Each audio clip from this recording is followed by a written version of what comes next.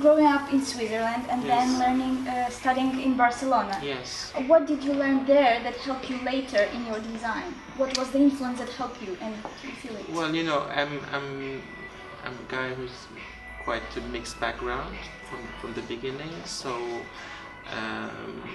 I'm always really open to novelties because of that, because I'm from a mixed family and then raised in Switzerland, but from a French background and also a bit African. And then, of course, I went to Barcelona for my studies, then back to Paris, which was new because I never was in Paris before. And so I think the more experiences you have and the more culture you may find and meet, the better you are, because it's really something about making you understand different ways of thinking, different, I would say, ways of looking at a problem. And the more you've been around the world, the better you are at that, I think. The first impression, okay, you're coming to Paris, how was it? What in did Paris, you expect? so the first time, well, living in Switzerland, Paris was not so far. So the first time I went to Paris, I must have been, I don't remember, maybe 12, 14 or something like that. And it was like a dream come true, of course, at that time, because it was, and like a tourist, you go to the Louvre, you go to Versailles, you go to all those places. And of course, it's fabulous. I'm still a tourist in Paris. Many times when I'm coming back from a trip, I'm asking the taxi driver to go around the Seine River and to do the Concorde before to go home, because it's so beautiful. I mean, it's really a beautiful city. Yeah, enjoying it all the time. Yeah. You've been working with Kenzo and Jean-Claude Gitrois. Yeah, you're well informed. It was quite interesting to learn and read a little bit. And how can you describe the experience of working with such big brands of the world? Yeah, well, it's all brands have their differences. So Kenzo is I worked in Kenzo like maybe 12 years ago, so it was not the Kenzo of today, which became trendy again, I would say, in a way, with the people from our ceremony. But at that time, Kenzo was divided into different departments. There was a high hand, there was the diffusion, and actually I was working simultaneously at Kenzo, Lacroix and Gitrois. So sometimes I had meetings in the 3 different houses the same day, and it was really interesting for me to adapt. I remember at Kenzo once, we were a lot of people at Kenzo. It was huge teams, and of course being a freelancer, you're coming and you're going. And I remember one morning we were there, they were talking about a special pink, but it was lasting hours. I mean, just 4 shades of pinks which were very, very similar. And at one point it was my turn to talk, but after 2 hours of talking about those almost same pinks, and I just took one. I said, I think this is the one. And then we took that one, but I just picked one. So, yes, because at one point, this is a problem with fashion. Sometimes they're making too much stories about something, which is of course important. The color is important, but when you have so similar colors, at one point it's not important anymore. And the final clients, won't have all this choice in front of him. So you have to make the choice, but at one point you have other things to do, to have the collection ready. So you have to figure out where you must put your time. And sometimes in those houses with too much people around, it's a bit complicated. Okay, regarding colors, how do you choose them? Do you stick to the colors of the year usually? No. I don't even know what's the color of the year. The thing is that I think that I've been all my life being working in fashion and now in lifestyle and both together. I think you're in advance by nature. I mean, and it's not something that I'm saying I'm not proud of it. It's just my life, From 30 years now, I'm always have been working 1 year and a half, 2 years in advance. So of course I do get bored of colors before other people, because I've been working with those colors for 1 year and then it getting out, and of course when it gets out I already can't see this color anymore and I'm already in another color. So it's really the process. We're just in advance in the process because of our job. Yeah. And that's it. So colors are coming, you know. I think that there is something maybe doing with the unconscious. I mean, when you love red for 1 year and a half, at one point you need to rest your eyes, so you go to blue. Yeah. and when blue is too boring, you go to another color, to yellow maybe, you know. So I think it's more about, it's something which is, it's a process which is quite natural. But of course, as we have a little bit of an advance, we do it before the others. I think instinct is really important in our world, well, especially for me. I'm really doing things by instinct. Okay, and your crucial, I would say, meeting with Christian Lacroix. Yes. How did your creative vision change since then? Well, with Christian, it was, you know, it was a long time ago. Yeah, can you describe how it happened? Yeah. At that time, I was working with Michel Klein, who's still around, and doing, so it was really a very clean, very well done, very well cut prêt-à-porter, but simple. I mean, not very expensive, like a middle kind of clientele line. And I was approached by Lacroix because they needed somebody to do the knitwear, and I'm quite good at knitwear also. So, but Lacroix was, it was the beginning of Lacroix. It was like I entered the house was 5 years old, so it was still the big Lacroix, you know, with a lot of door closing, opening, couture, people a bit like this, a bit too, you know. It was like in a movie. And so I made a meeting, then I made a second meeting, then a third meeting, then a fourth meeting, and finally we talked. And after 1 hour, he said, so, okay, great, let's work together. And I said, but Mr. Lacroix, you didn't even look at my designs. Oh, he said, oh yes, you're right. And he really looked at them like this. So he didn't really look at them. He was like, no, but it's perfect, it's very nice. And yes, let's come back tomorrow. And it was like this. 1 month, one collection. No. Now it's very different. Now it's like, well, not at Lacroix, because at Lacroix it's totally different now. But I mean, there is like houses where you have a collection every week almost. I think that the fashion world is getting a bit crazy right now. Okay, and getting closer to interior design. Yes. What is the influence of fashion design on interior design? So this is really a big move that fashion houses now are doing into lifestyle. At Lacroix we began 5 years ago. So the first collection we did with Designers Guild, which was just about wallpapers and fabrics, was really interesting for me to do, because I was fortunate enough to work with Trisha Gill, who's a big, I would say, art director in that kind of collections. So she did really share all her knowledge with me, which was really, I would say,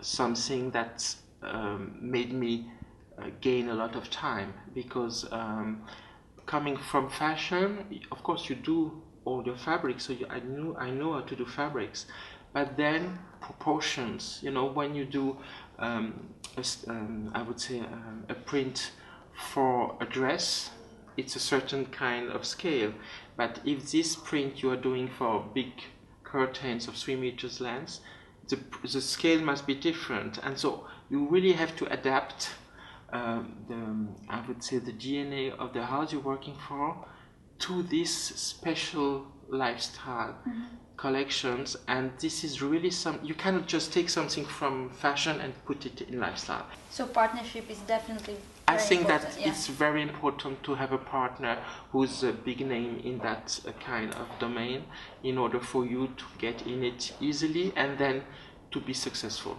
Yes, I do think so.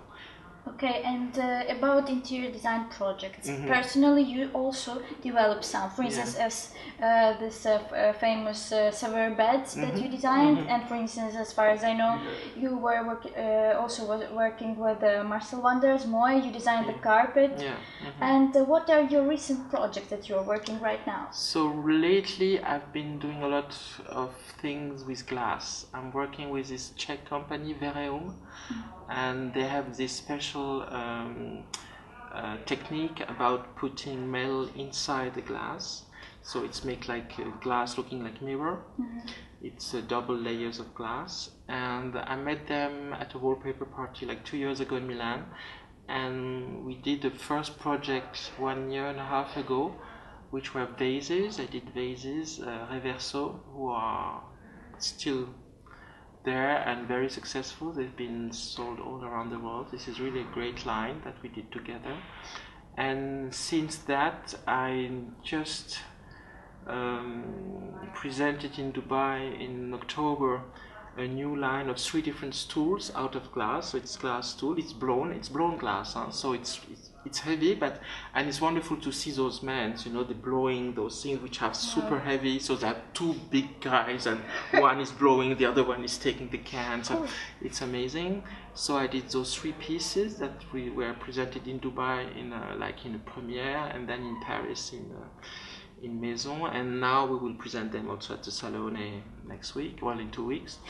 And next to that, again with Vereum, I did monumental vase that I presented at the Sachi for the special event in December. And lately also I did plinths, so columns out of glass. Some of them make almost 2 meters, and those are in my gallery because I'm working with a gallery in Paris, a design gallery, which is a Galerie Gosserez. So she's got 4 pieces that just came out, and we will be presenting them next week at the Pavillon des Arts, the PAD in Paris. So I've been quite busy. and I've also been working with Taiping. I don't know if you know them. It's a carpet company. It's a huge carpet company, and they have a collection for hospitality and contract. And they asked me to do a collection for this department, so I did a huge collection, which just came out in end of January. So it's for the year 2016. Okay. So it's just beginning to work with them. Wow. So, and can you tell us about some of your favorite designs that when you saw them for the first time you were so at Lacroix or from other people? From other people, yes. From other people. I like so many designers. Maybe I would talk about the last one I really had a crush on. I discovered that guy, Marco Iannicelli. He's Italian, but he lives in Maastricht. And he's a wonderful guy. I just met him in Maison because he came to visit, and he's living next to a wood. So he's going in the wood. He's taking branch of woods, big branch, you know, and then he's drying them in his atelier, and then he's taking them and he's like cutting them, and he's doing a lamp out of it. It's like magic. You just take the part of the branch up and you can lift it, and then the light is coming out. So it's magic. It's really like a magical piece, and it's wonderful. So I ordered one because you have to choose your branch. It's your tree friend, as he says, and then he's working on your branch, and then he's delivering it. So that was absolutely, because I think it's really romantic. I mean, it's design, but it's also romantic. Marcel Wanders, who's a good friend of mine now, because I always collected his work from a long time ago. And it was also a fun story, because my place in Paris has been photographed in many magazines, and once I did receive books from Marcel with signatures, and then a letter saying thank you so much to like my work, and I've seen that and I love your apartment, I've seen some pictures, and I thought it was a joke because I didn't knew him. I mean, and in Paris, you know, French people would never do that. So I called the PR in Amsterdam and I said, I did receive books from Mr. Wonders, but I'm not sure, and also a letter, but I think it's a bit weird. So he said, no, not at all. He likes your partner. He saw it in, I think, a Chinese magazine or whatever. And so we met. I invited him to Paris. He came to see a Lacroix show, and we became good friends. That's the reason why also we're doing more carpets together now. And what does it mean for you to celebrate design? To celebrate design, it's to be, I would say, to be fortunate enough to be active in design. So to be able to work with editors and to do things, and also to think a little bit about, what I would like to say about design. It's now that I think there is a lot of proposals around the world, all kind of proposals, and sometimes they are like double, triple kind of proposals. It looks very alike. Yeah. And I think that sometimes there is a bit too much. I mean, when somebody's got a good idea, so it's good for him. He's got a good idea and it's produced and it's wonderful. But then when you have people doing almost the same all around, and even good names, I won't say any names, but I can say it. And I think it's a bit weird because, for example, the table with 3 different heights. Yeah. How many has been coming out in the last 2 years, So I know who did it for the first time, but then all the other one who did it. And I don't think that the world needs like 10 3-level tables in 2 years coming out. So I think this is a little bit the problem of design right now, that money is also coming in that world, like in the fashion, and that when an editor sees that this is working well, he wants the same. Yeah. But then it's a bit a shame to put all this energy to do something which is already there, instead of working on something new, on something different that people could use, and to think of also of how you're going to use the object. So right now I'm working on a huge collection for Lacroix, which is coming out in a few months, and I've been working with craftsmanships in Portugal. That's the reason why I'm here every week. Yeah. And so we have to do this big collection in a few weeks. I mean, I did this collection in 2 months, which is totally crazy. It's driving me crazy. But, well, we're doing it. And last week, the first thing were coming out, and I could see in the eyes of those people who are very good craftsmen. It's a big factory, so they used to do a lot of things every day. They were proud. They were proud of their work, And this is why I'm doing my work. I want to have people to have emotion when they're discovering the design the first time, then they're dreaming about what the reality of this could be. Then the people you are working with, they're discovering the prototypes and the first items, and then this goes to the shops, and then it goes to the private homes. And at every step, you're creating emotion, pleasure. Okay, thank you very much. It was a pleasure, and I think that you're also a charming person to speak. Thank you so much. You're very kind. Thank you. And Coveted Magazine wish you all the best, to work tightly with your team, to get more, to find more inspiration for your future collections, and all the best. Thank you so much.